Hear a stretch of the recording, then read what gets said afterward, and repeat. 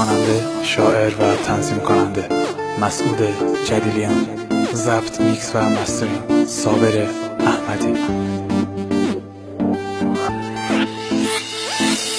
روز اول یاد دهاتی دلم گردیده دست، دل بسایدن و منو قول دای دلت نیدن و کس، دل بسایدن و منو قول دای دلت نیدن و کس. صد قرآن و صد قسم خوردید و خاوردیده و که بغیر عشق ما و هیچ کسی نیری نزد، که بغیر عشق ما و هیچ کسی نیری نزد. بس و دست دام اخوام آزای و گانم دینیه، گشتگانم کت کت روحم و ای دنیا چیه، گشتگانم کت کت روحم و ای دنیا چیه.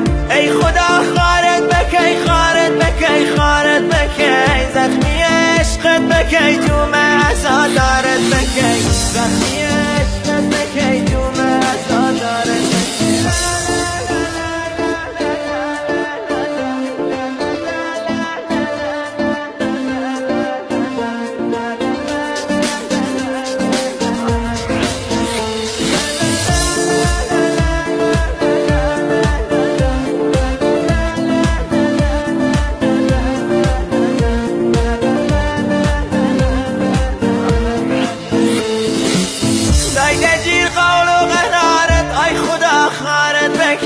زخمی عشقت بکی، جوم عزادارت بکی، و شویل بی کسی جوم گرفتارت بکی. کی و پیدوت که بچی دوی دل بیلی نجی، بشکنی قلبم منو گرده یکی ترو بچی، بشکنی قلبم منو گرده یکی ترو بچی.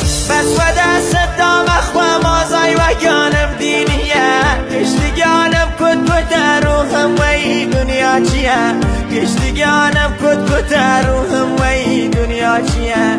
ای خدا خارت بکی، خارت بکی، خارت بکی، زخمی عشقت بکی، جوم عزادارت بکی، زخمی